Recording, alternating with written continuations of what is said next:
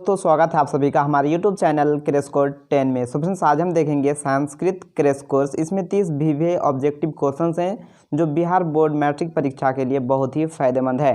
So friends, अगर आप भी बिहार बोर्ड मैट्रिक परीक्षा की तैयारी कर रहे हैं तो यह प्रश्न आपके लिए बहुत ही फायदेमंद है। इन प्रश्नों को शुरू से लेकर अंत तक जरूर देखें और इन्हें याद भी रखें। साथ ही अगर आप हमारे चैनल में नए हैं तो चैनल को जरूर सब्सक्राइब करें ताकि वीडियो का नोटिफिकेशन मिलता रहे। सो फ्रेंड्स, वीडियो शुरू करते हैं।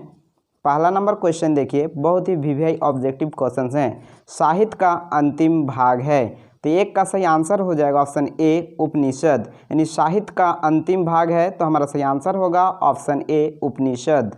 नेक्स्ट 2 नंबर क्वेश्चन देखिए, अणु से भी छोटा क्या है, तो 2 का सही आंसर होगा ऑप्शन ए आत्मा। आत्मा जो है अणु से भी छोटा है तो हमारा सही आंसर होगा ऑप्शन ए आत्मा। नेक्स्ट 3 नंबर क्वेश्चन देखिए, काव्य सीमांसा नामक ग्रंथ किसने लिखा है। 3 का सही आंसर होगा ऑप्शन सी राजशेखर। काव्य सीमांसा नामक ग्रंथ किसने लिखा है, तो हमारा सही आंसर होगा option C Rajshekhar. Next 4 number question देखिए, पाटलिपुत्र किस नदी के किनारे अवस्थित है। 4 का सही आंसर हो जाएगा ऑप्शन बी गंगा नदी।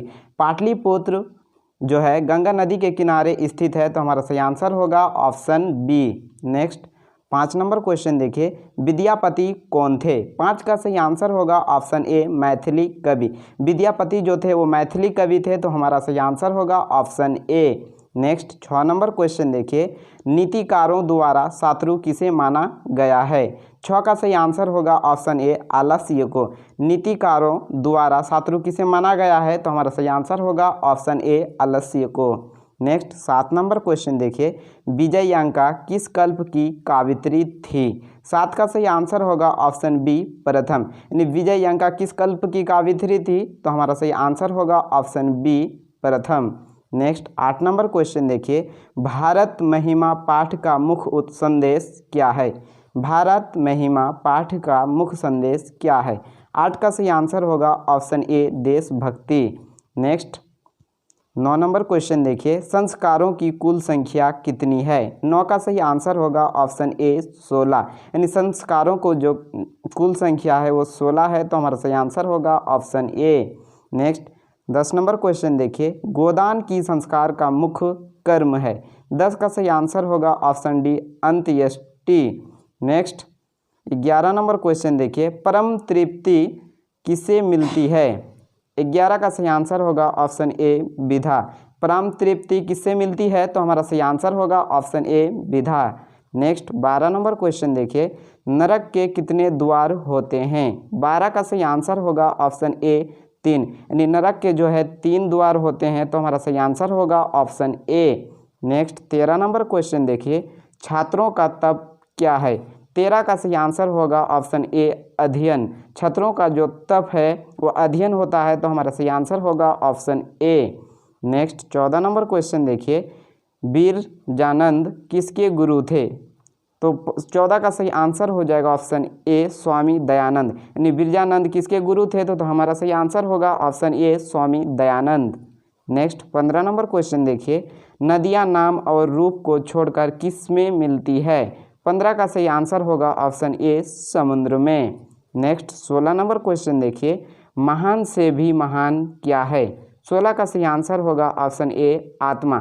आत्मा जो है महान से भी महान है तो हमारा सही आंसर हो जाएगा option A. Next 17 number question देखिए, किसकी विजय नहीं होती है। 17 का सही आंसर होगा ऑप्शन बी असत्य की। असत्य की जो है विजय कभी नहीं होती है तो हमारा सही आंसर हो जाएगा option B. Next 18 number question देखिए, पटना का इतिहास कितना पुराना है। 18 का सही आंसर होगा ऑप्शन ए 2500 वर्ष। यानी पटना का जो इतिहास है वो 2500 वर्ष पुराना है तो हमारा सही आंसर होगा option A. Next 19 number question देखिए, पटना नगर की पालिका देवी कौन है। 19 का सही आंसर होगा ऑप्शन डी गौरी। गौरी जो है पटना नगर की पालिका देवी है तो हमारा सही आंसर होगा option D. Next 20 number question देखिए, संसार में बच्चों का सच्चा रक्षक कौन है। 20 का सही आंसर होगा ऑप्शन ए माता। यानी संसार में बच्चों का सच्चा रक्षक जो है वो माता है तो हमारा सही आंसर होगा option A. Next 21 number question देखिए, आलसशाला में आग लगने पर भी कितने लोग नहीं भागे। 21 का सही आंसर होगा ऑप्शन सी 4, यानी आलसशाला में आग लगने पर भी 4 लोग जो थे वो नहीं भागे थे, तो हमारा सही आंसर होगा ऑप्शन सी यानी कि 4। नेक्स्ट 22 नंबर क्वेश्चन देखिए, स्वामी दयानंद के बचपन का नाम क्या था। 22 का सही आंसर होगा ऑप्शन सी मूल शंकर, यानी स्वामी दयानंद के बचपन का नाम मूल शंकर था, तो हमारा सही आंसर होगा option C. Next 23 number question देखिए, प्राचीन काल में शिष्यों को क्या कहा जाता था। 23 का सही आंसर होगा ऑप्शन बी ब्रह्मचारी। नेक्स्ट 24 नंबर क्वेश्चन देखिए, प्राचीन संस्कृति की पहचान किससे होती है। 24 का सही आंसर हो जाएगा ऑप्शन बी संस्कारों से। प्राचीन संस्कृति की पहचान किससे होती है, तो सही आंसर होगा ऑप्शन बी संस्कारों से। नेक्स्ट 25 नंबर क्वेश्चन देखिए, मंदाकिनी वर्णन पाठ के कवि कौन हैं। 25 का सही आंसर होगा ऑप्शन सी वाल्मीकि। मंदाकिनी वर्णन पाठ के कवि कौन हैं, तो हमारा सही आंसर हो जाएगा option C Valmiki. Next 26 number question देखिए, कर्ण किस देश का राजा था। 26 का सही आंसर होगा ऑप्शन ए अंग। कर्ण जो था वो अंग देश का राजा था, तो हमारा सही आंसर होगा option A. Next 27 number question देखिए, उत्तानपाद कौन था। 27 का सही आंसर होगा ऑप्शन ए राजा। उत्तानपाद जो था वो राजा था, तो हमारा सही आंसर होगा option A. Next 28 number question देखिए, हमारी भारतीय धारा कैसी है। 28 का सही आंसर होगा ऑप्शन डी विशाल, यानी कि बहुत बड़ा। हमारी भारतीय धारा कैसी है, तो सही आंसर होगा ऑप्शन डी विशाल। नेक्स्ट 29 नंबर क्वेश्चन देखिए, भिखन टोला देखने कौन आए।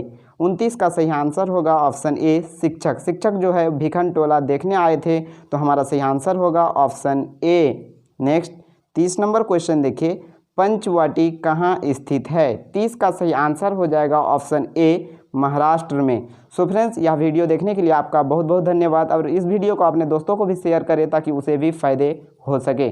सो फ्रेंड्स, इसी तरह के नए नए वीडियो देखने के लिए हमारे चैनल को जरूर सब्सक्राइब करें।